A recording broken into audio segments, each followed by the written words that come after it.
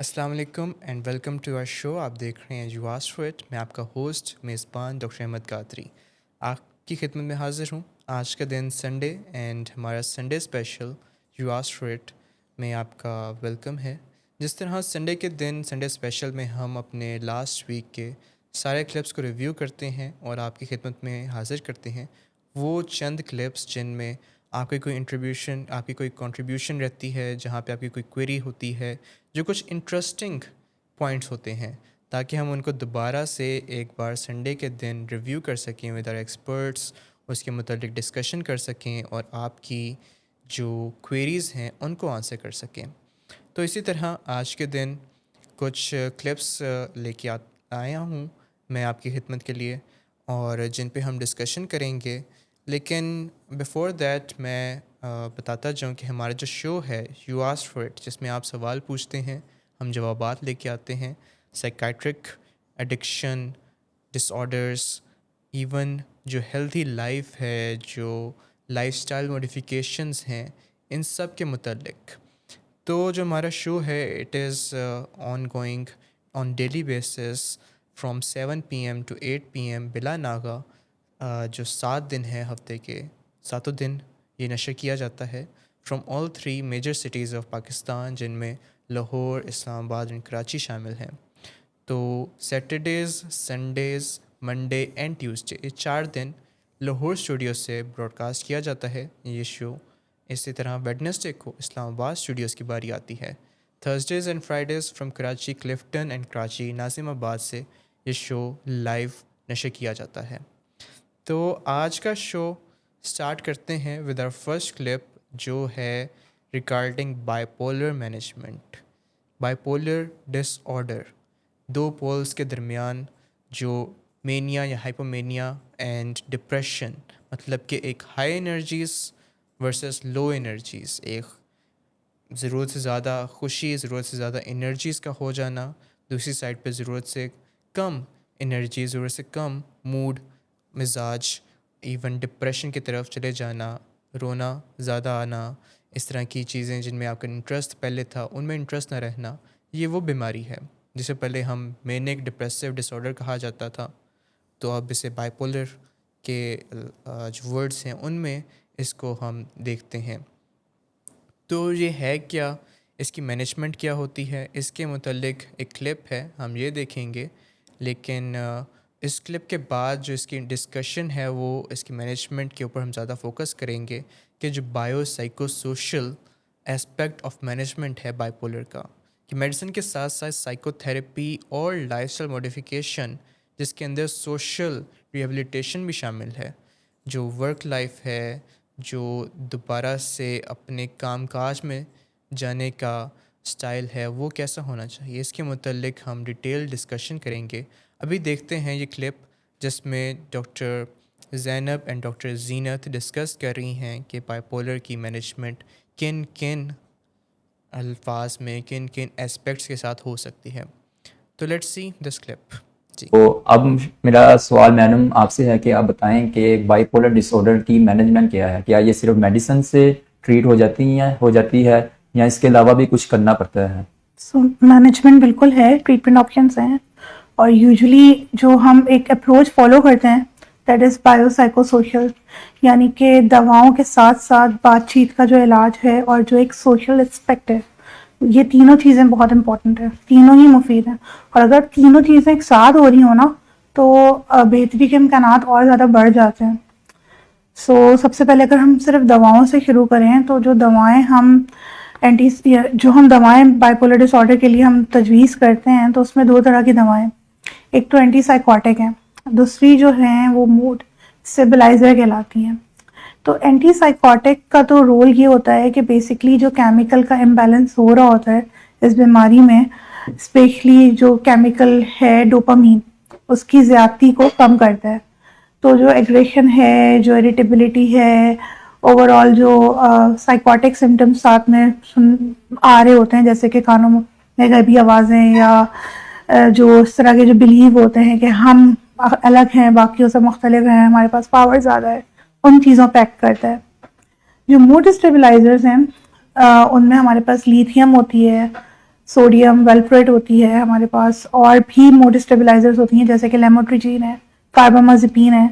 ये दवाएं mood stabiliser के तौर पर एक्ट करती हैं, जिनका काम ये होता है कि जो मूड स्विंग्स आ रहे होते हैं ये उनको प्रिवेंट करती हैं. बिल्कुल उसी तरह जैसे हम घरों में मूड स्टेबलाइजर रखते हैं तो वो हमारी इलेक्ट्रिकल अप्लाइंसेस को सेव करके रखते हैं, प्रोटेक्ट करके रखते हैं. इन मूड स्टेबलाइजर्स जो मेडिसिन है इनका भी यही काम है जी. कि ये इस बीमारी में जो एक एपिसोड के बाद अगली एपिसोड आ रही होती है ना उसको प्रिवेंट करते हैं. लेकिन देखिए हर दवा के बेनिफिट्स भी हैं, कुछ उनके साइड इफ़ेक्ट्स भी हैं. तो हम जब मेडिसिन स्टार्ट करते हैं तो हमेशा स्लो डोज से स्टार्ट करते हैं और फिर स्लोली एंड ग्रेजुअली हम डोज को बढ़ाते हैं. मीनवाइल इसके साथ साथ बहुत सारी चीज़ें हैं जिनका हमें ख्याल रखना होता है. जैसे मूड स्टेबलाइजर में जो लिथियम है वो गोल्ड स्टैंडर्ड मेडिसिन कहलाती है, लेकिन उसके साइड इफ़ेक्ट्स को मिनिमाइज करने के लिए या प्रिवेंट करने के लिए हमें हर 2-3 महीने पे कुछ ब्लड टेस्ट कराने होते हैं जिसमें हमें लिथियम का लेवल चेक करना होता है. हमें मरीज को एजुकेट करना होता है मेडिसिन के मुतालिक, उनके घर वालों को एजुकेट करना होता है, जो साइड इफ़ेक्ट्स हैं उनके बारे में बताना होता है, क्योंकि अगर पहले से साइड इफ़ेक्ट्स के बारे में नहीं बताते तो मरीज परेशान हो जाते हैं, उनके घर वाले परेशान प्रिस्क्रिप्शन हो तो जाते बिल्कुल ये यूज नहीं करनी चाहिए. बिल्कुल और इन टच रहना चाहिए क्योंकि बार टेस्ट होते रहे और इनके जो बिल्कुल कहीं ओवरडोज में नहीं पेशेंट हो रहा, असेसमेंट क्योंकि हाँ लिथियम एक ऐसी दवा है जो कि जिसका एक बड़ा नैरो सा थेरेप्यूटिक इंडेक्स है, यानी कि अगर उसकी मिकदार ज्यादा हुई तो वो नुकसान बता सकती है जी. और अगर मिकदार कम है तो वो असर नहीं करेगी. लिथियम के क्या क्या नुकसान हो सकते हैं? देखिए लिथियम ना एक बहुत अच्छी दवा है. कुछ साइड इफेक्ट्स होते हैं शुरू में लेकिन वो सेटल्ड हो जाते हैं, जैसे नींद ज्यादा आ सकती है, जबान का जो टेस्ट है वो तब्दील हो सकता है, प्यास ज्यादा लग सकती है, यूरिन अर्ज उसकी वो बढ़ सकती है. ये सेट हो जाते हैं, ये शुरू में 2-3 हफ्ते रहते हैं, लेकिन जैसे मेडिसिन एडजस्ट होती है ना बॉडी में ये वाले साइड इफेक्ट सेटल्ड हो जाते हैं. लेकिन हाँ इसके साथ साथ बहुत ज़रूरी है कि हर 3 महीने पे लिथियम का लेवल चेक करते रहें ताकि ये देखें कि मरीज़ को हमेशा लिथियम सही मिकदार में मिल रही हो जी. इसी तरह से हर मेडिसिन के अपने कुछ बेनिफिट्स हैं, होते हैं साइड इफ़ेक्ट्स होते हैं. मरीज़ को फैमिली को काउंसिल करना ज़रूरी होता है, उनको एश्योर करना ज़रूरी होता है. फॉलोअप्स का मकसद भी ये होता है कि हर फॉलोअप में हम उनकी फ़िज़िकल चेकअप करें, हम उनकी जो फिज़िकल कोई सिम्टम्स कोई साइड इफ़ेक्ट्स तो नहीं है उनके बारे में मालूमात लेते रहें, और अगर हो रहे हैं तो उस लिहाज से उनकी मेडिसिन को एडजस्ट करें जी. फिर आती है टॉकिंग थेरेपी यानी कि साइकोलॉजिकल ट्रीटमेंट. उसमें जो हम काउंसलिंग हो गई, एक टॉकिंग थेरेपी जिसको हम CBT कहते हैं, कॉग्निटिव बिहेवियरल थेरेपी, इसके बारे में आपने सुना है पहले? जी जी. उस पर काम करते हैं, फैमिली के साथ काम करते हैं, फैमिली को एजुकेट करते हैं. हर दफ़ा फॉलोअप पे फैमिली की जो काउंसलिंग हो रही होती है, ग्रुप सेशंस लेते हैं, ग्रुप थेरेपी करते हैं, इंटरपर्सनल थेरेपी करते हैं. तो ये सारी डिफरेंट जो साइकोलॉजिस्ट हैं ये उनकी एक्सपर्टीज़ है कि उस पर ये सारे काम बहुत अच्छे से उसको लेके चल सकते हैं. सबके लिए कितना टाइम रिक्वायर होता है? डिपेंड करता है कि सारी थेरेपीज एक बंदे पे एक साथ नहीं शुरू करते. जैसे फॉर एग्जांपल हमने CBT अगर किसी पे शुरू की है तो CBT के 12 से 16 सेशंस होते हैं. हफ्ते में हम एक सेशन करते हैं, एक सेशन 40 से 50 मिनट का, 50 से 60 मिनट का होता है. तो फिर देखते हैं उसके हिसाब से शुरू में उसको एजुकेट करते हैं अबाउट कंडीशन, अबाउट सिचुएशन, और फिर उस तरह से लेके चल रहे होते हैं. उसी तरह से इंटरपर्सनल थेरेपी के अलग नंबर्स ऑफ सेशंस होते हैं. जो फैमिली सेशंस होते हैं उनका एक अलग पूरा होता है कि फैमिली की एजुकेशन कितनी है. अगर बिल्कुल उनको नहीं है कोई अंडरस्टैंडिंग तो उन पर ज़्यादा काम लग सकता है, लेकिन अगर फैमिली पहले से ही सपोर्टिव है, अंडरस्टैंडिंग है, तो फिर उस लिहाज से फिर उन पर कम काम लगेगा. पेशेंट पे डिपेंड करता है, पेशेंट कितना आपकी बात को पिक कर रहा है, पेशेंट कितना बिल्कुल ऐसा ही है, कितना घर जाकर इस पर काम कर रहा है, और फिर सपोर्ट कैसी है, घर में सपोर्ट कैसी है, घर में लोग मरीज के साथ कितने सपोर्टिव है, बहुत ज़्यादा क्रिटिकल, बहुत ज़्यादा एक हॉस्टाइल एटीट्यूड तो नहीं है, यानी कि हर बात पे तंबीह तो नहीं है, या बहुत ज़्यादा जो है वो इमोशनली इन्वॉल्व तो नहीं हो गए. ये दोनों ही चीज़ें जो है वो रिकवरी में जो है वो रुकावट पैदा करते हैं. तो एक बहुत मुनासिब सा रवैया होना चाहिए. इंकरेज भी करना है मरीज़ को, लेकिन बहुत ज़्यादा इन्वॉल्व होकर इंकरेज नहीं करना. बहुत ही नॉन जजमेंटल वे में एम्पैथी शो करनी है मरीज़ के साथ, उनके साथ बहुत हमदर्दाना रवैया रखना है. इस तरह से अगर लेके चलेंगे तो मरीज़ के जो बेहतर होने के इम्कानात होते हैं वो बहुत ज़्यादा बढ़ जाते हैं. जी. ये डिजीज़ क्योर हो जाती है या मैनेज ही करना पड़ता है, लाइफ टाइम चलती है? ये डिपेंड ऑन द सर्कमस्टांसेस के इलनेस एक एपिसोड कितनी छोटी है, कितनी जल्दी आपने उसको आइडेंटिफाई कर लिया।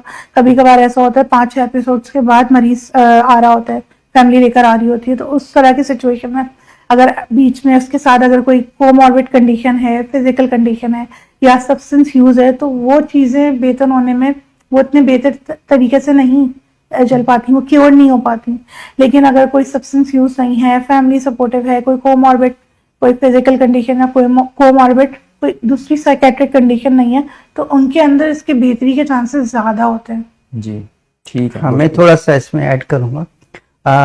बाइपोलर का जो ट्रीटमेंट मॉड्यूल है वो डिपेंड करता है कि कौन से एपिसोड में आपके पास पेशेंट आता है।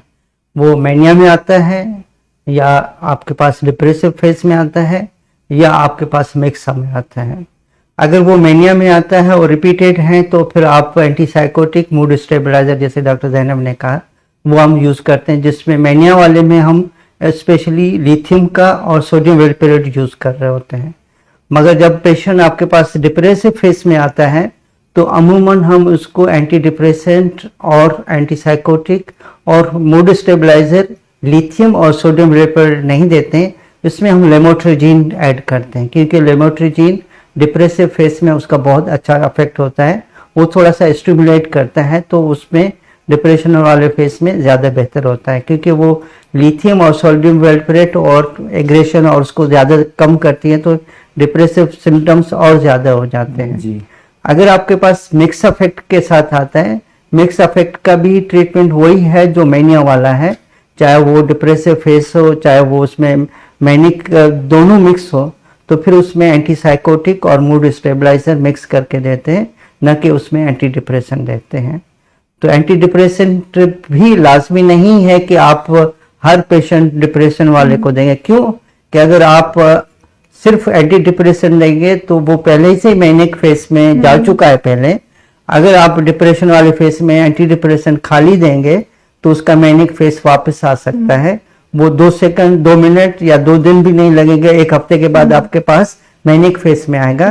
तो अगर आप डिप्रेसिव फेस में हैं और आप ये डिसाइड कर रहे हैं कि आप इसको एंटी डिप्रेशन देना है, तो एंटी डिप्रेशन के साथ मूड स्टेबलाइजर बहुत ज़रूरी है, उसके साथ देना, न कि खाली देना है।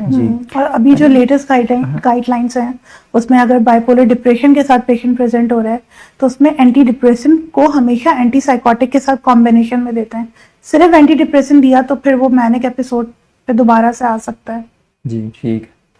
जी सर, मेरा आपसे नेक्स्ट क्वेश्चन है कि बाइपोलर डिसऑर्डर के कौन सी अर्ली वार्निंग साइंस होते हैं, यानी कि कोई ऐसे अलामात हमें जाहिर हो जाएं कि फैमिली देखते ही पकड़ ले कि बाइपोलर डिसऑर्डर में हमारा बेटा या प्यारा जा रहा है। हाँ। तो उसको मैनेज किया जाए, जी। टाइमली मैनेजमेंट हो जाए। तो क्योंकि सबसे मेन चीज़ जो आजकल जो एक कॉन्सेप्ट चल रहा है कि जितना अर्ली आप सिम्टम्स को पिक करेंगे उतनी रिकवरी अच्छी होती है। अगर आप पिक नहीं करते हैं तो फिर उसकी रिकवरी इतनी अच्छी नहीं होती है।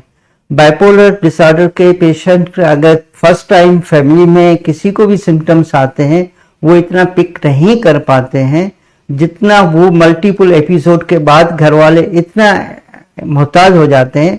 अगर पेशेंट थोड़ी सी भी चीज़ से गलत करना लगता है तो घर वाले उसी वक्त पिक कर लेते हैं कि इसमें कुछ खराबी हो रही है और वो फौरन डॉक्टर के पास जा रहे होते हैं। तो जो वार्निंग साइंस होते हैं, अर्ली वार्निंग साइंस जिसको हम कहेंगे कि एक घर वालों के लिए परेशानी के सबब बन सकते हैं कि अगर वो उनको फॉलो नहीं करते हैं, वो भी अब डिप्रेशन और मैनिया को अलग अलग है। अगर मैनिया वाले पेशेंट है या मैनिया की तरफ जो पेशेंट जा रहा होता है तो सबसे पहले उसकी नींद की कमी शुरू हो जाती है।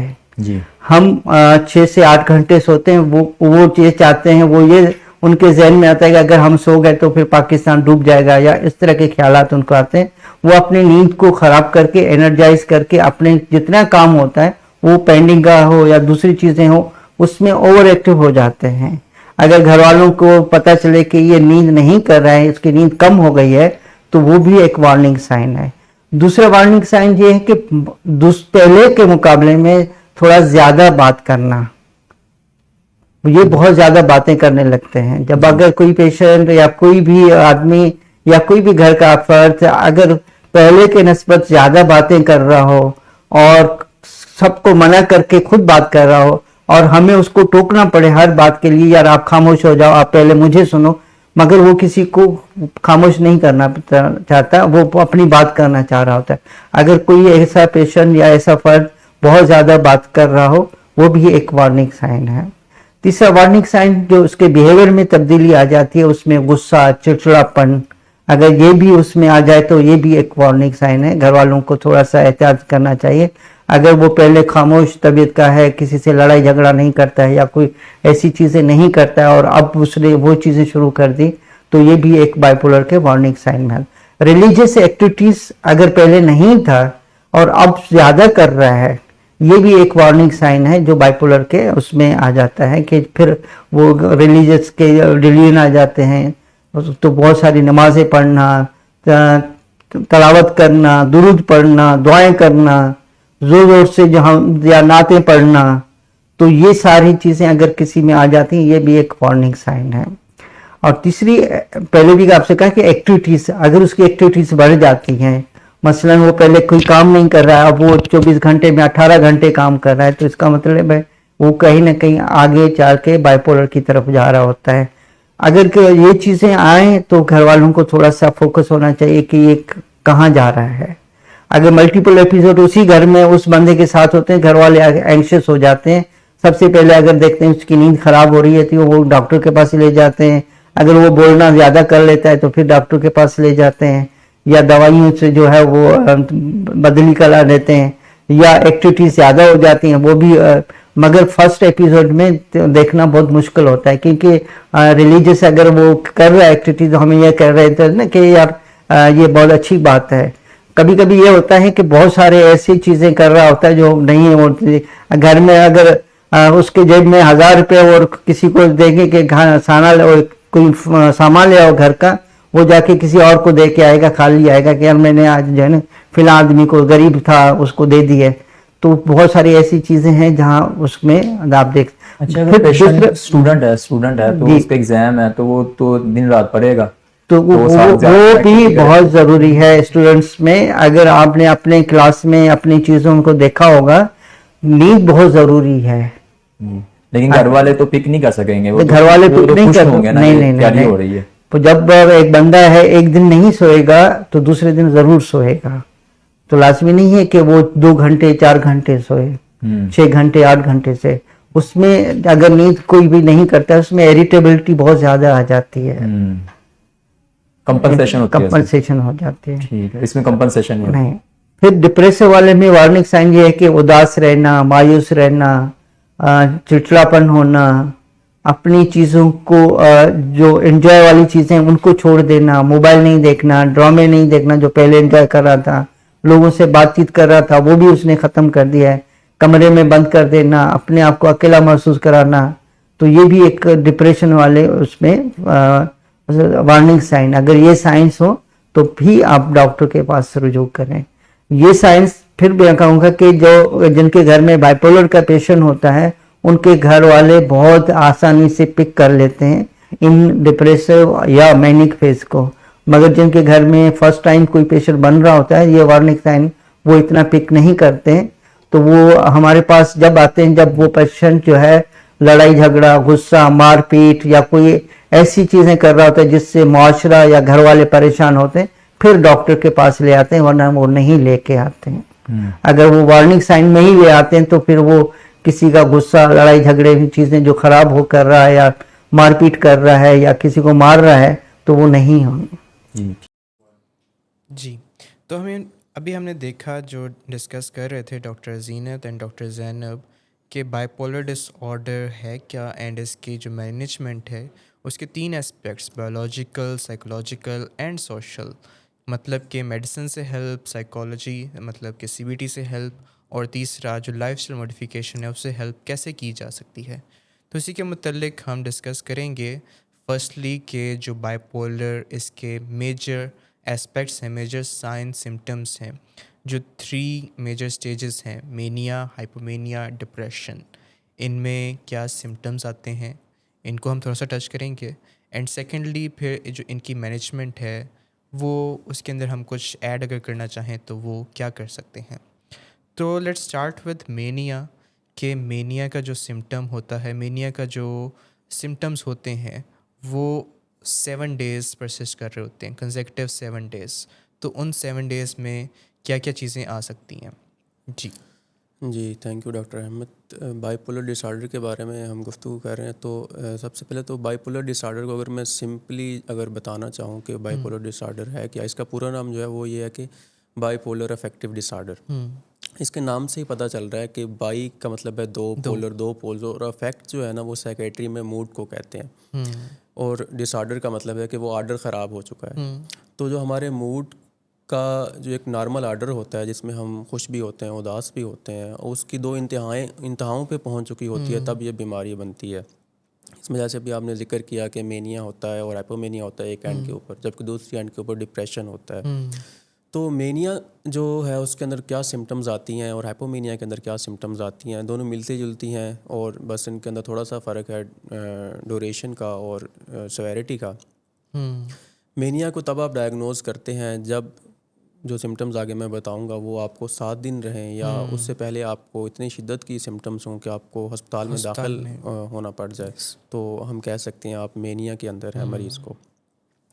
اس کے اندر آپ کا جو مزاج ہے وہ ضرورت سے زیادہ آپ خوش ہوتے ہیں، آپ انتہائی پرجوش ہوتے ہیں، انرجیٹک ہوتے ہیں، موڈ بہت زیادہ ایلیویٹڈ ہوتا ہے، آپ کو لگتا ہے کہ آپ کے اندر دنیا کی کوئی خاص طاقت ہے، آپ کی سیلف اسٹیم بہت زیادہ ہوتی ہے، آپ نئے نئے منصوبے بنا رہے ہوتے ہیں، آپ کو سوچیں بہت تیز تیز آ رہی ہوتی ہیں، آپ ایک سوچ سے دوسری سوچ پہ جا رہے ہوتے ہیں، جمپ کر رہے ہوتے ہیں. آپ کا جو بولنے کا انداز ہے اس کے اندر بہت زیادہ پریشر آ جاتا ہے، آپ بہت تیزی سے بولتے ہیں، اور کئی دفعہ وہ ربط بھی نہیں رہتا، آپ شروع ایک پوائنٹ سے کرتے ہیں اور پہنچ دوسرے پوائنٹ پہ جاتے ہیں، یا اگر آپ ایک پوائنٹ سے شروع کیا، آپ سے کوئی سوال پوچھا گیا ہے تو آپ وہ بولنے لگتے ہیں اور ادھر ادھر کی باتیں کر کے پھر اینڈ پہ اس پوائنٹ پہ آتے ہیں.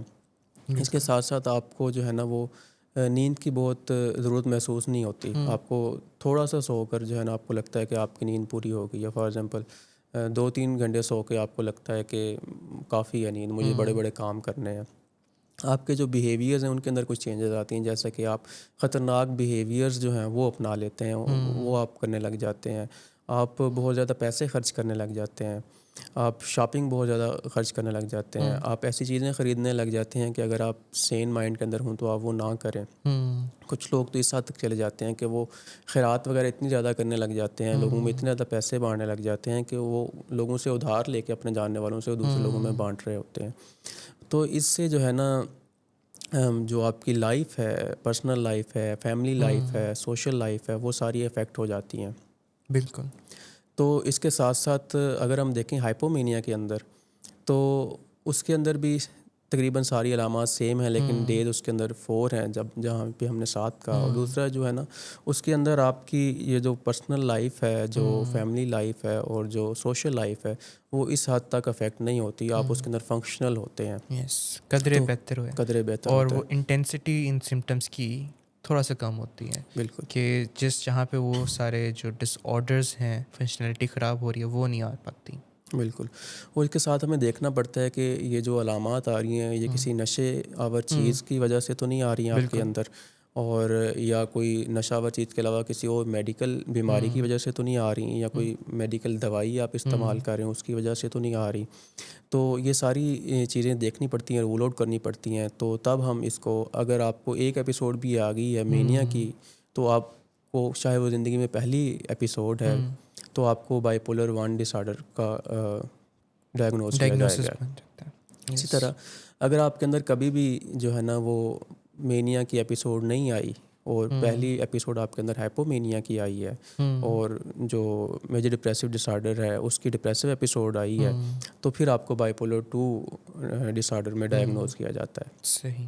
تو اسی طرح اگر ہم دیکھیں میجر ڈپریسو ڈس آرڈر جو اس کے اندر ایک تیسری جس کی بھی ایپیسوڈز آتی ہیں، اس کی کیا کیا علامات ہو سکتی ہیں. جی دوسرا پول جو ہے اس کا، اس کے اندر کیا کیا علامات آ سکتی ہیں.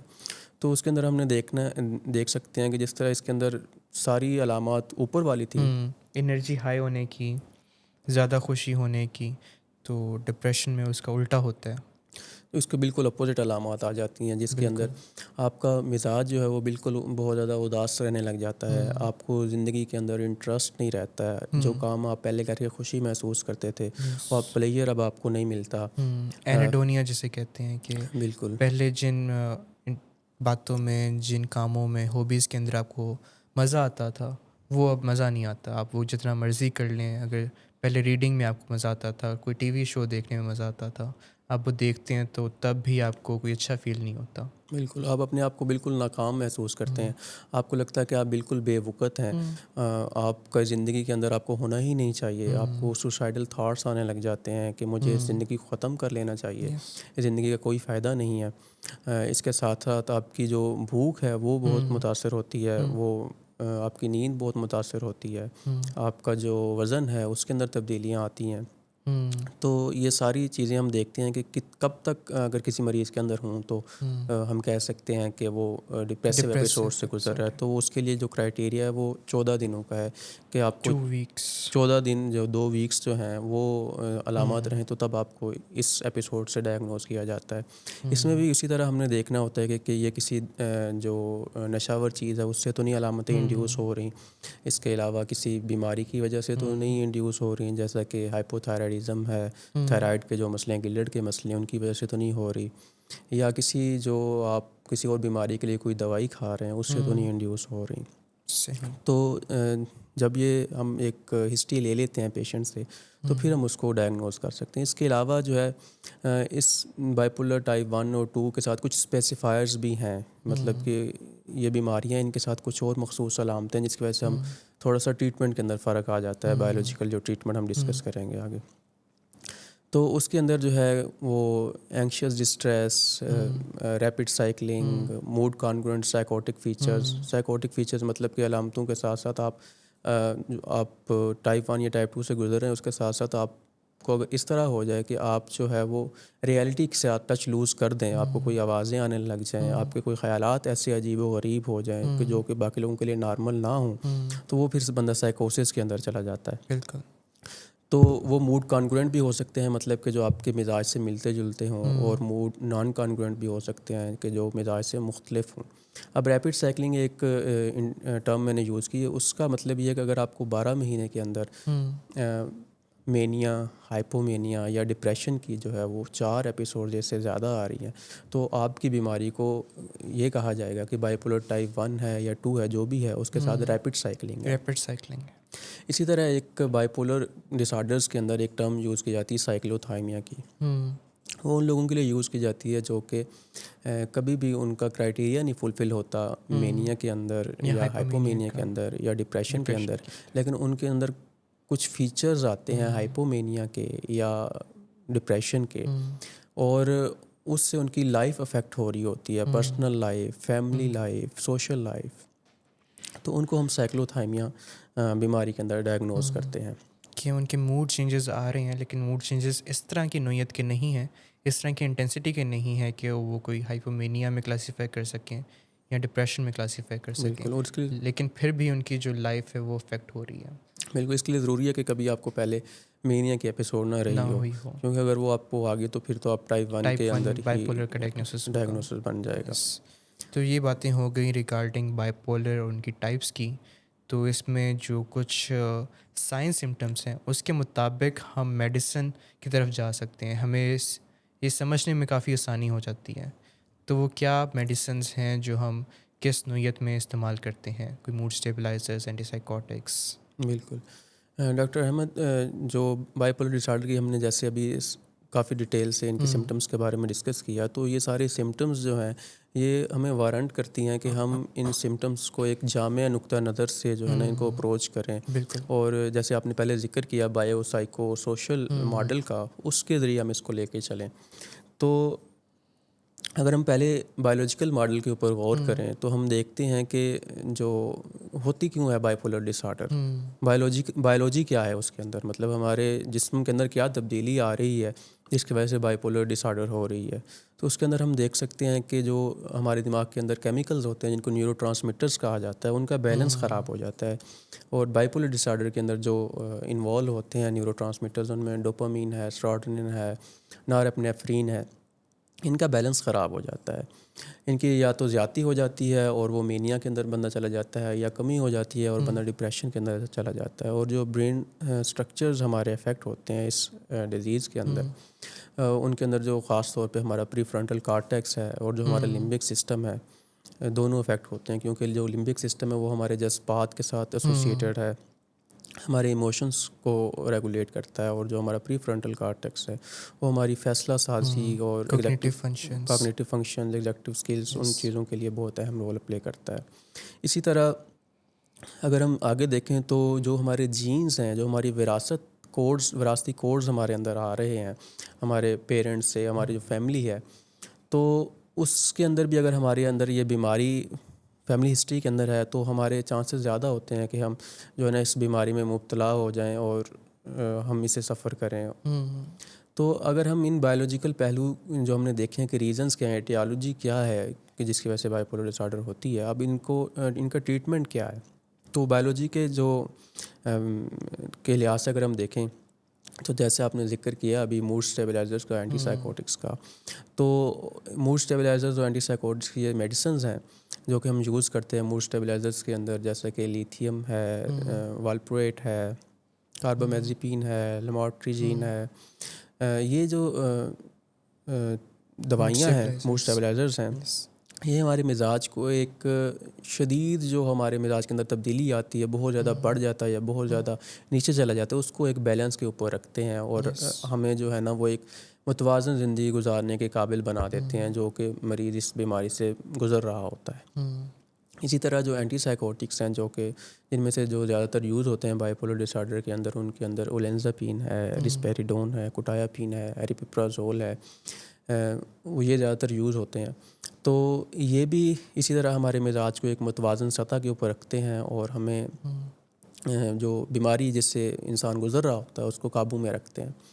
اسی طرح بایولوجیکل پہلو کے اندر کچھ لائف سٹائل چینجز بھی آ جاتی ہیں, جیسا کہ نیند کا خیال رکھنا, کیونکہ نیند کا بہت اہم رول ہے بائی پولر ڈس آرڈر کے اندر. اگر ہم اپنی نیند کو خیال رکھیں, اس کو وقت پر لیں, 7 سے 8 گھنٹے اس کا کم از کم دورانیہ ہو, اور اپنی اس کے علاوہ اپنی خوراک کا خیال رکھیں, اپنی جسمانی صحت کا خیال رکھیں, باقاعدگی سے ورزش کریں, تو یہ چیزیں جو ہے نا بایولوجیکلی ہمیں بائی پولر ڈس آرڈر کے ٹریٹمنٹ کے اندر بہت اہم رول پلے کرتی ہوئی نظر آتی ہیں.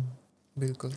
تو جو کچھ موڈ اسٹیبلائزرز ہیں جیسے ویلپرویٹ, تو ان کا کچھ رول تو بایو کیمسٹری کی طرف ہے, ساتھ ساتھ نیورو ٹرانسمیٹرز پہ بھی کچھ افیکٹ آ جاتا ہے. جیسے گابا ایک نیورو ٹرانسمیٹر ہے, وہ اس کے لیولز کو انکریز کرتا ہے, اور اس کا انداز انکریز کرنے کا یہ ہے کہ جو گابا کو کہہ لیں انزائم ہے جو توڑتا ہے, اس کو بریک ڈاؤن کرتا ہے, اس کو انہیبٹ کرتا ہے.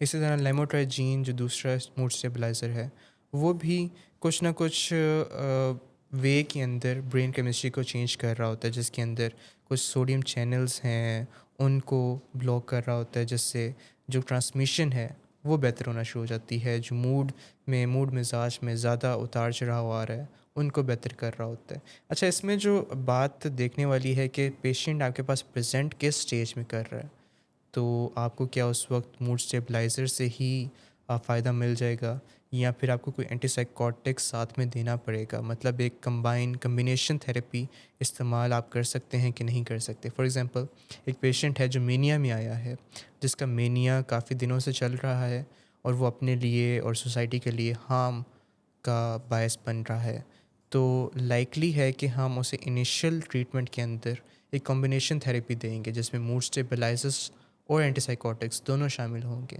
تاکہ جلدی سے یا جتنا سیفلی پاسبل ہے, جتنے ٹائم کے ساتھ اس کے مینیا کو ریزولو کیا جائے, تاکہ اس کو بھی آرام ملے اور سوسائٹی کو بھی سیف انوائرمنٹ مل جائے, سیف ہو جائیں. اور اس کے لیے وہ کمبینیشن تھیراپی جو موڈ اسٹیبلائزرز پلس اینٹی سائیکوٹکس ہم استعمال کرتے ہیں. لیکن اگر اسی طرح کوئی بندہ بائی پولر ڈس آرڈر کا ہی ہے لیکن ڈپریسو فیز کے ساتھ پریزنٹ کرتا ہے, یا ایون ہائپومینیا فیز سے پریزنٹ کرتا ہے, جہاں پہ antipsychotics can be more harmful than useful, تو ہمیں یہ دیکھنا پڑتا ہے کہ صرف ہم موڈ اسٹیبلائزرز کو ہی استعمال کریں. اگر ڈپریشن میں آ رہا ہے تو اگر انڈور کی ضرورت پڑ رہی ہے تو ہم اسے کلوز سیٹنگ کے اندر ایون اینٹی ڈپریسنٹس بھی اسٹارٹ کر سکتے ہیں. لیکن ہمیشہ جو اینٹی ڈپریسنٹس کا استعمال ہے ان بائی پولر وہ کلوزلی مانیٹرنگ کے ساتھ ہی کیا جاتا ہے. بالکل، اور ساتھ میں اینٹی سائیکوٹکس بھی دینے پڑتے ہیں تاکہ وہ مینیا ٹریگر نہ ہو جائے پیشنٹ. بالکل کہ مینیا پریسیپیٹیٹ ہو گیا تو دوبارہ سے وہی بات کہ ہم ایک پول سے اٹھ کے دوسرے پول کی طرف جا رہے ہیں, ایک خرابی سے اٹھ کے دوسری خرابی کی طرف لے کے جا رہے ہیں پیشنٹ کو. تو جو بھی یوزیج ہے اینٹی ڈپریسنٹ کا وہ کلوزلی مانیٹر کیا جاتا ہے اور ود گڈ ڈوزیج یا augmented dosage of antipsychotic ہی استعمال کیا جا رہا ہوتا ہے. تو میڈیسنلی تو یہ ہو گیا. اچھا, اس میں تھوڑا سا میں ایڈ کرنا چاہوں گا کہ کچھ لوگوں کو جب موڈ اسٹیبلائزر دیے جاتے ہیں تو بعد میں جب وہ جا کے سرچ کرتے ہیں یا میڈیکل اسٹور پہ جاتے ہیں تو وہ ان کو بتایا جاتا ہے کہ یہ جھٹکوں کی دوائیاں ہیں. تو لوگ اس سے بڑے پریشان ہوتے ہیں کہ ہمیں تو جھٹکے لگتے نہیں اور ہمیں یہ دوائی دے دی ہے, یہ شاید غلط دوائی دے دی ہے.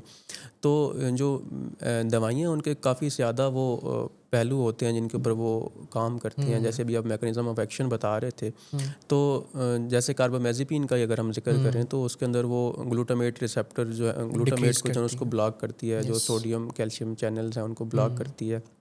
اور گلوٹامیٹ جو ایک ایکسائٹیٹری نیورو ٹرانسمیٹر ہے اس کے ایکشن کو کم کرتی ہے اور جس سے وہ جھٹکوں کے اندر بھی ہیلپ کرتی ہے اور بائی پولر ڈس آرڈر کے اندر بھی موڈ کو اسٹیبلائز کرنے میں دونوں میں ہیلپ کرتی ہے. مطلب کہ جو موڈ اسٹیبلائزر میڈیکیشن میں استعمال کر رہے ہیں انیشلی تو وہ واقعی میں ایپیلیپسی مطلب جھٹکے والی جو بیماری ہے اسی کے لیے ہی استعمال میں یوز ہوتی تھیں. لیکن پھر سائنس نے دیکھا کہ اس کا کوئی سیکنڈ رول بھی ہے جو موڈ اسٹیبلائزیشن میں کارآمد ہوتا ہے. تو now it is used as a mood stabiliser as well. تو ہمیں اس کا بھی خیال رکھنا چاہیے کہ ہم اپنی انفارمیشن کہاں سے لے رہے ہیں. ایک ڈاکٹر نے جس نے اپنی لائف میں سارا پڑھا ہے, سارا میڈیسنس کو دیکھا ہے, وہ آپ کو گائیڈ کر رہا ہے, وہ آپ کو پرسکرپشن بنا کے دے رہا ہے, ورسز کہ وہ ایک اسٹور والا جس سے کچھ انفارمیشن ہوتی ہے لیکن ساری انفارمیشن نہیں ہوتی. وہ کہیں پہ آپ کو صحیح گائیڈ کر دیتا ہے, کہیں پہ آپ کو بالکل ہی وہ ڈی ٹریک کر دیتا ہے. تو جو بھی آپ کا کویشچن ہے یا تو آپ اس کو سائنٹیفکلی دیکھیں, پڑھیں, گوگل پہ سرچ کر سکتے ہیں. چیٹ جی پی ٹی بنا کیا ہے, جو آپ کا کویشچن ہے وہ اس طرح کا ہونا چاہیے جس میں چیٹ جی پی ٹی آپ کی مدد کر سکے. Otherwise professionals are always available. ہمارا جو فورم ہے اٹ از آلویز اویلیبل کہ آپ ہم سے کویشچن کر سکتے ہیں. فیس بک, یوٹیوب, جو بھی کمنٹ سیکشن ہے اس پہ آپ اپنا فیڈ بیک دے سکتے ہیں, کوئری دے سکتے ہیں. ایون کہ جو ہمارا 24/7 اویلیبل واٹس ایپ نمبر ہے اس پہ آپ رابطہ کر سکتے ہیں تاکہ آپ کی کوئی بھی کوئری ہو تو اس کو کوئی پروفیشنل ہینڈل کرے, کوئی اس طرح کا بندہ ہینڈل کرے جو سائنٹیفکلی پروون نالج کے ساتھ آپ کے سوالات کا جواب دے. تو میڈیسنل پارٹ ایک ہو گیا, ایک اسپیکٹ ہو گیا. دوسرا سائیکولوجیکل اسپیکٹ جس کے اندر C B T, cognitive behavioural therapy, it is very very important bipolar management میں. دونوں mania and depression, even hypomania, ان تینوں اسٹیجز کے اندر اپنی نوعیت کی سی بی ٹی بہت بہت فائدہ مند ہے. بالکل ڈاکٹر احمد, اگر ہم سائیکالوجیکلی دیکھیں تو انسان جو ہے وہ اس کو ہم تکون کی صورت میں اس کو سمرائز کر سکتے ہیں. ایک کونے کے اوپر اس کی سوچیں ہیں, ایک کونے کے اوپر اس کے ایموشنز ہیں, فیلنگز ہیں, تیسرے کونے کے اوپر اس کے بیہیویئرز ہیں. تو یہ جو تینوں کونے ہیں یہ جو ان کی مینجمنٹ جو ہے وہ سائیکولوجیکل اسپیکٹس کے اندر آ جاتی ہے, جس کے اندر سی بی ٹی ہے, ڈی بی ٹی ہے, سائیکو ایجوکیشن ہے. سی بی ٹی کے اندر بیسیکلی جو کاگنیٹیو ماڈل ہے جو وہ یہ بتاتا ہے کہ جو ہماری سوچیں ہیں وہ ہماری فیلنگس کو اور ہمارے بیہیویئرس کو افیکٹ کرتی ہیں.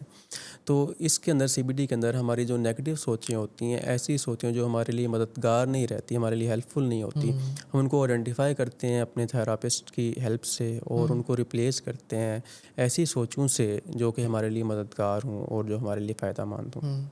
اسی طرح جو ڈی بی ٹی ہے, ڈائلیکٹیکل بیہیویئر تھراپی ہے, اس کے اندر ہم سیکھتے ہیں کہ ہم نے اپنے ایموشنز کو کیسے ریگولیٹ کرنا ہے، کیونکہ آپ دیکھتے ہیں کہ بائی پولر کے اندر ہمارے ایموشنز کا اتار چڑھاؤ جو ہے وہ بہت شدت اختیار کر چکا ہوتا ہے، ہمارے قابو میں نہیں رہتے ہمارے ایموشنز، ہم بہت زیادہ ڈس انہیبٹڈ ہوتے ہیں. تو ان کو کیسے کنٹرول میں رکھنا ہے، کیسے قابو میں رکھنا ہے، وہ ہم ڈائلیٹیکل بیہیویئر تھراپی میں سیکھتے ہیں. اسی طرح سائیکو ایجوکیشن کا مطلب ہے کہ اپنی بیماری کے بارے میں جاننا، یہ ہے کیا، ہوتی کیوں ہے، اس کی علامات کیا ہیں، اس کا علاج کیسے ہوگا، یہ ساری چیزیں سائیکو ایجوکیشن کے اندر آتی ہیں. یہ مریض کو بھی سائیکو ایجوکیٹ کیا جاتا ہے، فیملی کو بھی سائیکو ایج کیا جاتا ہے. تو یہ چیزیں جو ہے نا وہ سائیکولوجیکل مینجمنٹ کے اندر آ جاتی ہیں بائی پولر ڈس آرڈر کے اندر. بالکل. اور جو لاسٹ اسپیکٹ ہے سوشل اسپیکٹ، کہ پھر آپ نے واپس اپنے سوشل لائف کو کیسے مینیج کرنا ہے، سوشل لائف کے اندر ری انٹر کیسے ہونا ہے، تو اس میں بھی کافی باتیں بتائی جاتی ہیں جو لائف اسٹائل موڈیفیکیشن میں کے زمرے میں آ جاتی ہیں. جیسے آپ نے ابھی ڈسکس کیا تھا کہ رات کی نیند، سلیپنگ پیٹرنز ایک بائی پولر پیشنٹ کے لیے بہت ضروری ہیں، بہت امپورٹنس رکھتے ہیں. اگر سلیپ ڈسٹرب رہ رہی ہے ایون 3 days 4 days تو وہ مینیا پریسیپیٹیٹ کرنے کی طرف جا سکتی ہے بات، کہ اگر آپ کی صرف رات کی نیند افیکٹڈ ہے تو آپ کا دوبارہ سے مینیا والی سٹیج واپس آ سکتی ہے.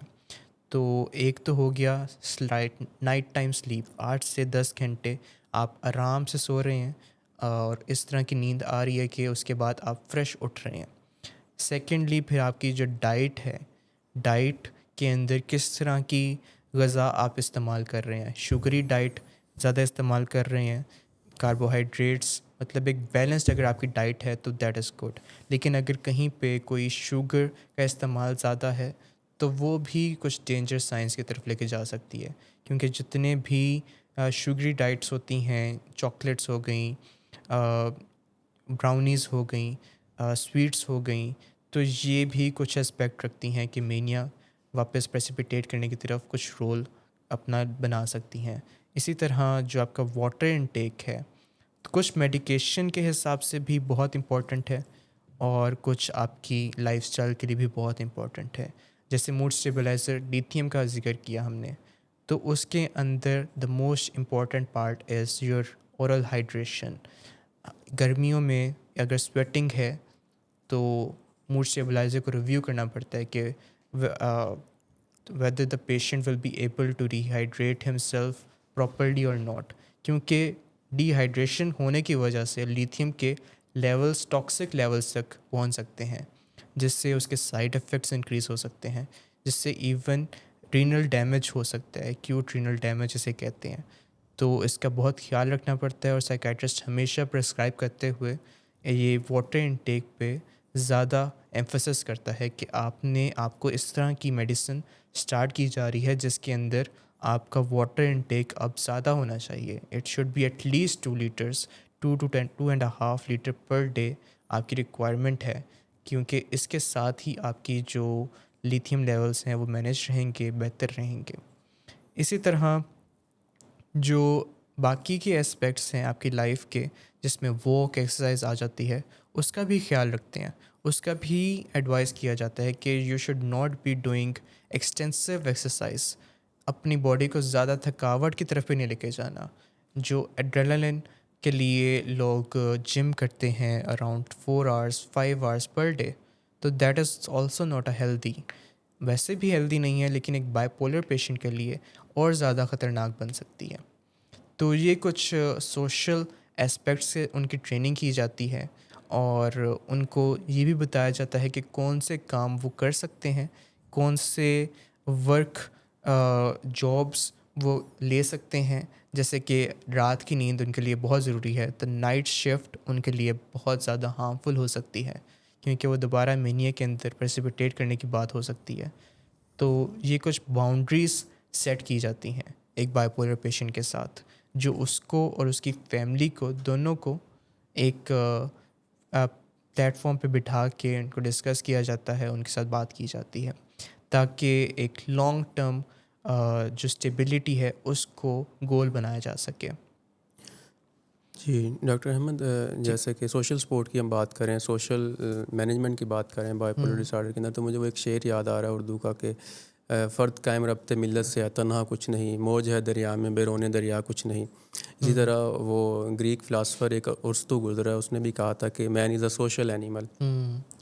تو اس بیماری کے اندر ہمیں جو ہے نا وہ انسان کے جو تعلقات ہیں اس کے ارد گرد کے لوگوں سے، اس کی فیملی سے، اس کے معاشرے میں جو تعلقات ہیں ان کو بھی بحال کرنے کے اندر ہمیں رول پلے کرنا پڑتا ہے.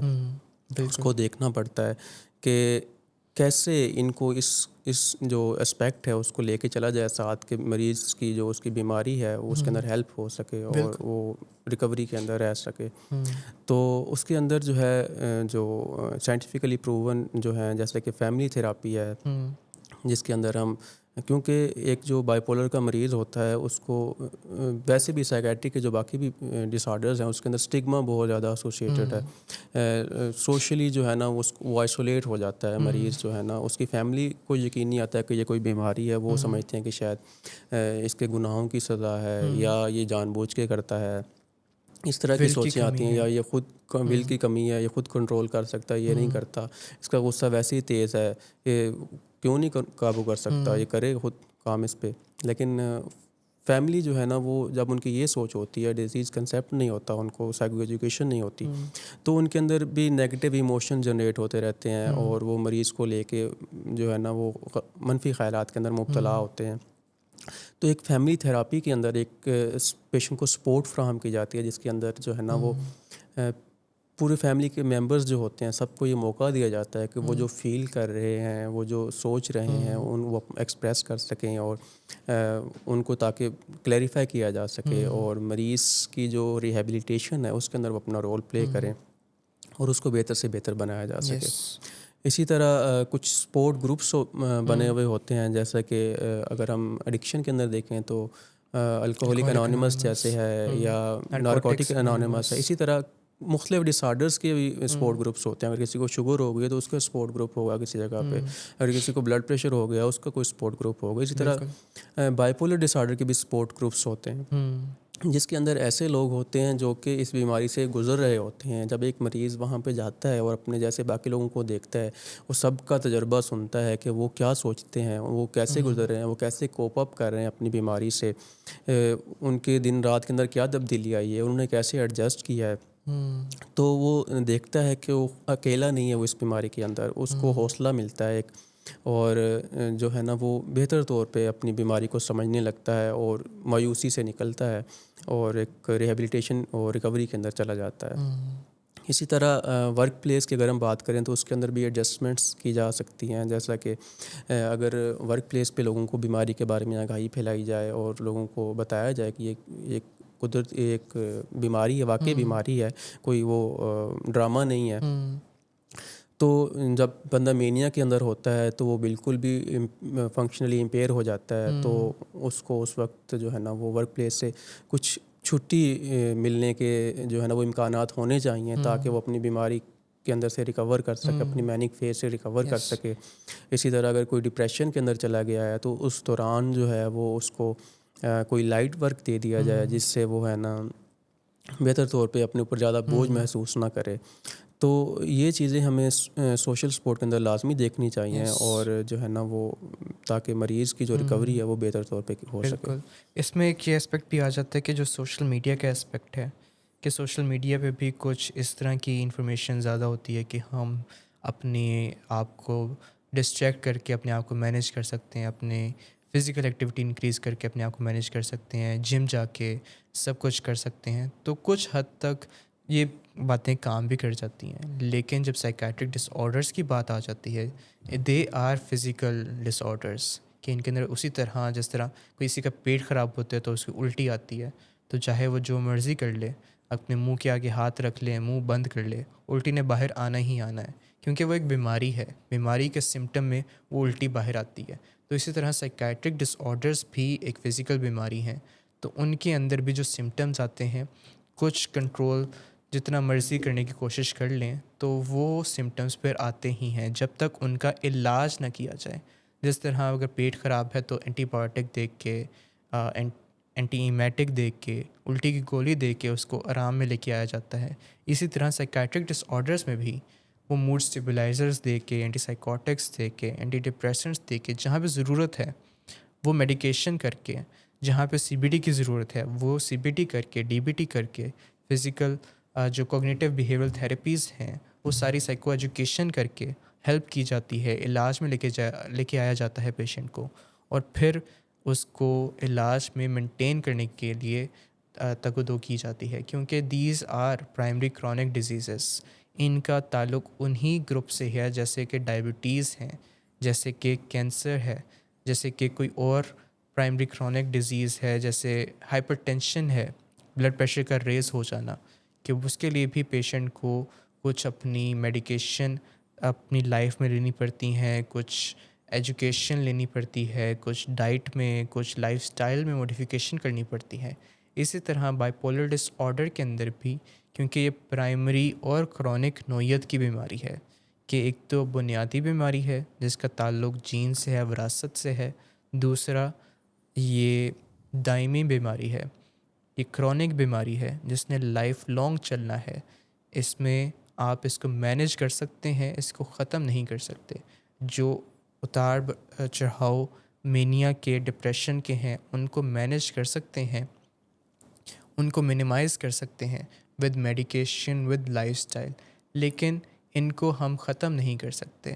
تو اس کا اندازہ رکھنا، اس کو سمجھ جانا، اس کی سائیکو ایجوکیشن حاصل کرنا بہت بہت ضروری ہے، نہ صرف پیشنٹ اپنے کے لیے بلکہ ایک پوری فیملی کے لیے. جس طرح ڈاکٹر شاہ صاحب نے بھی ذکر کیا کہ فیملی سسٹم اپروچ کے نظریے سے ٹریٹمنٹ کی جاتی ہے یہاں پہ، کہ نہ صرف پیشنٹ کا ان کی فیملی ممبرز سے تعلق بحال کیا جاتا ہے بلکہ فیملی ممبرز کا آپس میں بھی جو تعلق خراب ہو گیا ہوتا ہے ڈیزیز کی وجہ سے، پیشنٹ کی وجہ سے، اپنی بیماریوں کی وجہ سے، تو اس کو بھی بحال کیا جاتا ہے. ان کے اپنے مسائل کو ڈسکس کیا جاتا ہے، ریزولو کیا جاتا ہے، اور وہ جو ہیلدی سپورٹ سسٹم ہے ایک پیشنٹ کا اور باقی فیملی کا بھی، اس کو بھی بحال کیا جاتا ہے. تو ہم نے ادھر ہی فوکس کرنا ہے کہ جب ایک پیشنٹ کو کسی سائیکائٹرک ڈس آرڈر کے ساتھ specifically bipolar disorder کے ساتھ ڈائگنوز کیا جاتا ہے تو کچھ نہ کچھ اس کی مینجمنٹ پھر لائف لانگ کرنی پڑتی ہے. اس کے اندر میڈیکیشن بھی آ سکتی ہے، اس کے اندر لائف سٹائل موڈیفیکیشنز بھی آ سکتے ہیں، اس کے اندر سائیکو تھیراپی بھی آ سکتی ہے. تو ہم نے ان باتوں کو سمجھنا ہے اور ان کی طرف ہی چلنا ہے، کیونکہ these are the scientifically proven education material, these are scientifically proven researched material, کہ 3 اسپیکٹس میں، بایو سائیکو سوشل اسپیکٹ میں بائی پولر ڈس آرڈر کی مینجمنٹ بہت ضروری ہے.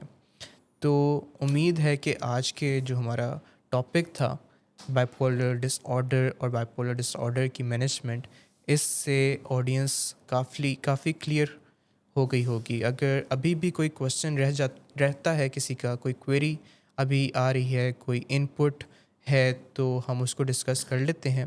اچھا ڈاکٹر احمد، جو ہمارا مقصد ہے بائی پولر ڈس آرڈر کے کنٹیکسٹ کے اندر بایو سائیکو سوشل ماڈل کو ڈسکس کرنا، اس کے اندر ایک یہ پیغام دینا بھی ہے کہ ہمیں صرف یہ نہیں سوچنا کہ جو اگر ہم صرف بایولوجی کو لے کے چل جائیں، مطلب صرف دوائیاں ہی دے دیں اور مریض ٹھیک ہو جائے گا، تو اس سے ایسے نہیں ہو سکتا، آپ مکمل ریکوری اچیو نہیں کر سکتے. اسی طرح اگر آپ سوچتے ہیں کہ صرف سائیکو تھراپی ہو جائے اور باقی دوائیاں نہ لینی پڑیں یا سوشل سپورٹ کو آپ بحال نہ کریں، تو اس سے بھی کام نہیں چلے گا. اسی طرح صرف سوشل سپورٹ سے بھی کام نہیں چلے گا. ہمیں بایولوجی کو بھی لے کے چلنا ہے، ہمیں سائیکالوجی کو بھی لے کے چلنا ہے، اور ہمیں سوشل سسٹم کو بھی لے کے چلنا ہے. ان تینوں کو ساتھ ملا کے چلیں گے تو ہی جو ہم مریض کی مکمل ریکوری کے اندر رکھ سکتے ہیں. اس کی آپ مثال ڈائبٹیز سے لے سکتے ہیں کہ جیسے اگر کسی نے شوگر ہو گئی ہے کسی کو اور آپ صرف انسولین یا گولیاں دیتے رہیں تو اس سے مریض، ہمیں بظاہر ہی لگتا ہے کیونکہ ہمارا پورا نالج نہیں ہوتا ڈیزیز کے بارے میں، تو ہمیں لگتا ہے کہ مریض ٹھیک چل رہا ہے، بس چل رہا ہے، گزارا ہو رہا ہے، اب تو انسولین بھی لگاتا ہے، اب تو ٹھیک ہے. بالکل. لیکن ہمیں اس کے جو سائیکالوجی اس کی افیکٹ ہوئی ہوتی ہے، جو اس کے غم کے اندر مبتلا ہوتا ہے، ایک گریف کے اندر ہوتا ہے کہ مجھے ایک بیماری ہو گئی ہے، اس کی وجہ سے جو اس کے ذہن میں گزر رہی ہوتی ہے، جو وہ کسی سے بیان نہیں کرتا، اس کے اوپر بھی کام کرنا پڑتا ہے. اس کے جب ہم یہ کام کرتے ہیں تو اس کی جو کمپلائنس ہے میڈیسن سے وہ بہتر ہوتی ہے، اس کی جو فنکشننگ ہے زندگی کے اندر وہ بہتر ہوتی ہے. بالکل، اس کی فنکشنالٹی امپروو ہوتی ہے. بالکل. اس کے ہمیں سوشل سسٹم کے اوپر بھی کام کرنا چاہیے، جس سے جو جو ہے نا اس کی فیملی اس ڈیزیز کو بہتر طور پہ سمجھے اور وہ اس کی مدد کریں. یہ نہ ہو کہ وہ جب کوئی اس کے اندر بھی ایسے ریلیپسز آتے رہتے ہیں, جب وہ کوئی زیادہ میٹھی چیز کھا لے تو وہ اس کو تانے دینے لگ جائیں, یا اس طرح کی فیملی سائیکو ایجوکیٹ نہیں ہوگی تو وہ یہی کرے گی, اور وہ اس مریض جو ہے وہ بیچارہ آئسولیٹ ہی ہوتا جائے گا. پھر جیسے ڈائبٹیز کی مثال ہے, ایسی بائیپولر ڈس آرڈر بھی ویسے ہی کرونک ریلیپسنگ برین ڈیزیز ہے. تو اس کے اندر بھی ہمیں ان تینوں چیزوں کو ساتھ لے کے چلنا ہے. اور سائیکیٹری کے اندر اگر ہم دیکھتے ہیں تو ہم زیادہ تر ان چیزوں کو لے کے چل رہے ہوتے ہیں, لیکن باقی ڈس آرڈرز کے اندر زیادہ فوکس جو ہے نا صرف بایولوجی کے اوپر ہوتا ہے, اور وہ غلط اپروچ ہے. جو اصل چیز ہے وہ تو یہ ہے کہ ہم بایولوجی, سائیکالوجی اور سوشل سپورٹ تینوں کو ساتھ لے کے چلیں. اسی طرح اگر ہم بائیپولر ڈس آرڈر کے اندر جو ریلیپس ہو جاتا ہے پیشنٹ کا, کیونکہ کرونک ڈیزیز ہے, دائمی چلنے والی بیماری ہے, کبھی ریمیشن میں جائے گا بندہ, کبھی ریلیپس ہوگا, تو اس ریلیپس سے بچنے کے لیے بھی ہمیں مریض کو اقدامات کے بارے میں بتانا چاہیے. اس کو بتانا چاہیے کہ وہ اپنی نیند کے اوپر خیال رکھے. اگر اسے لگے کہ اس کی نیند کم ہو رہی ہے, یا وہ ضرورت محسوس کر رہا ہے کہ اس کی نیند تھوڑی سی اس کا گزارا ہو جاتا ہے, تو اس چیز کو ایک ریڈ فلیگ ہے یہ, اور وہ اس چیز کے اوپر اپنے تھراپسٹ سے, اپنے ڈاکٹر سے وہ مشورہ کرے, بات کرے, ان سے ڈسکس کرے. اسی طرح اگر اس کو خیالات کے اندر تبدیلی محسوس ہو رہی ہے, یا اس کو خیالات تیزی سے آ رہے ہیں, اور بہت زیادہ بڑے بڑے منصوبے بنانے لگ گیا ہے, یا اس کو لگتا ہے کہ اس کے اندر کوئی خاص طاقت ہے, اپنے آپ کو ممتاز سمجھنے لگ گیا ہے, تو یہ چیزیں جو ریڈ فلیگز ہیں, یا وہ کوئی اسٹریسفل ایونٹ سے گزر رہا ہے جو اس سے اس کی سوچیں متاثر ہو رہی ہیں, سائیکالوجی متاثر ہو رہی ہے, یا سوشلی دیکھتا ہے کہ کوئی اسٹریسر آ گیا ہے, جیسے کہ کوئی جاب کا لاس ہو گیا ہے, فائر ہو گیا ہے, یا مالی نقصان ہو گیا ہے, کاروبار کے اندر نقصان ہو گیا ہے, تو وہ اس کو سمجھنا چاہیے کہ اس سے جو ہے نا اس کا ریلیپس ہو سکتا ہے, اس کی بیماری کا بائی پولر دوبارہ سے اس کے اوپر حملہ آور ہو سکتی ہے, اور فوری طور پہ مدد کے لیے اس کو رابطہ کرنا چاہیے اپنے جو کنسرن پروفیشنل ہیں ان سے. اپنے ڈاکٹر سے, اپنے سائیکالوجسٹ سے مشورہ لے دوبارہ سے, کہ انسٹیڈ کہ ریلیپس ہو کے ہی پریزنٹ کرے ہاسپٹل میں, تو اس کو پرو ایکٹیولی, اس کو پری ایمپٹیولی ڈیل کر لے, تاکہ کسی بھی ریلیپس سے وہ بچ سکے. تو ہمارا جو آج کا شو تھا اس کا لاسٹنگ میسج یہی ہے کہ اپنی بیماری, اگر بائیپولر ہے, کوئی بھی بیماری ہے, سائیکیٹرک ڈس آرڈر ہے, چاہے سائیکیٹرک نان سائیکیٹرک ڈس آرڈر ہے, ڈائبٹیز ہے, ہائپر ٹینشن ہے, ان سب بیماریوں کے اندر جو مین اسپیکٹ ہے وہ ہے سائیکو ایجوکیشن کا, وہ ہے ایجوکیشن حاصل کرنے کا, وہ ہے اویئرنیس حاصل کرنے کا. میرے اندر بیماری کیا ہے, خرابی کیا ہے, کس وجہ سے ہے, اور اس کو مینیج کس طرح کیا جانا چاہیے. کیا صرف میڈیکیشن لینے سے ہی مجھے آرام آ جائے گا, یا پھر مجھے کچھ نہ کچھ ساتھ میں سائیکو تھیریپی کی ضرورت ہوگی, کوئی بات چیت کی ضرورت ہوگی, کوئی لائف اسٹائل موڈیفیکیشن کی ضرورت ہوگی. تو ان تینوں اسپیکٹس کو لے کے ہی کوئی ایک کمپلیٹ ریکوری بندہ کر سکتا ہے from any disease, from any disorder. Not only psychiatric disorders, بلکہ باقی ڈس آرڈرز بھی ہیں, وہ بھی جو پرائمری کرونک کے زبدے میں آتے ہیں, کہ امبریلا میں آتے ہیں, تو ان میں تینوں موڈیفیکیشنز کرنی پڑتی ہیں, تینوں اسپیکٹس میں سوچنا پڑتا ہے, کام کرنا پڑتا ہے. تو اسی کی اویئرنیس کے لیے ہمارا شو ہے یو آسک فار اٹ, جو ڈیلی نشر کیا جاتا ہے فرام 7 PM to 8 PM.